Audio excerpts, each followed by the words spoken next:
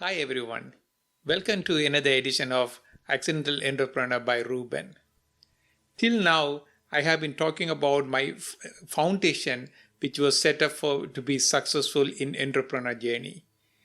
Today and coming next few weeks, I'm going to talk about fundamental principles I have followed to be successful. And the first one is today is about storytelling. I always get fascinated by people who talks very fluently and tell their stories very convincingly. And that is as important for entrepreneur journey also. For an entrepreneur, they would have started with a project, they would have started with the idea and a technology and customers and how they are going to make money out of it.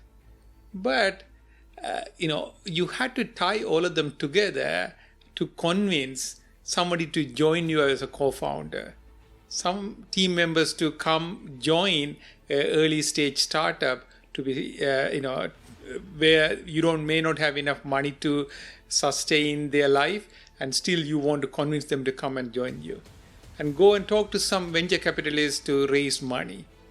On top of that, you had to sell your product to your customers. All of those all of those discrete components has to be put together as a story to be convincing to other people. So the storytelling is most important part of it when I look at many of these successful people. So one of the area which I try to do that is the first one is emotional connection. So what does it mean? So before you tell the story, you want to have some background to it, some kind of connection you want to make with the audience you are going to be speaking to. So what I do normally is, prior to the meeting, I do some research or I talk to these people and understand where they are coming from. So when they start the discussion, I can pose some questions, or I can do a small talk to get this kind of information to have some kind of connection. So during that emotional connection, you become very trustworthy, as well as very open about where you are coming from, what is your background. For example, for me, from my life background and living all over the world, I had many of these stories I can start with. So I try to do some research on these people to understand where I can connect with. Then once I pass that first connection with them, then I try to find out from them by listening to them very carefully and what kind of experiences they had, what kind of family background, what kind of educational as well as career background. So by connecting all of those, and when I start conversing and start telling the story, I start with some sense of my story which will connect to them as well as to our product. So the emotional connection is so important to make it, because that will keep your project and your information in your audience's mind in a longer term. And then once you have that first story, the foundation is set up, and then you go into the content part of it.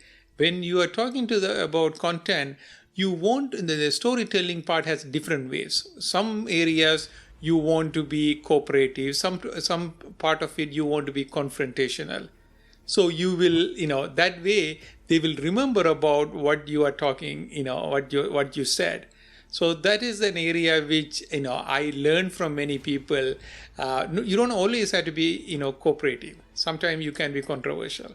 And then once you learn that one, so the next part of it is you go to the closing area of it. When you go to the closing item, you want to be connecting all of these in the starting point, and then some of the real content, and two ways of closing it. One of them is asking some questions or some provocative questions, or some conclusion what you learn from that, as a question and ask them to shake their head. So that way, when you tell the story end to end, from the beginning with connecting, in the middle, the content, at the end, at your end point, you have a story which laid down there. So in this week's article, I am talking about various aspects of storytelling, and so please go and listen to it and let me know. And I'm going to be talking about various different this soft skill over next week. Thank you. We'll see you next week.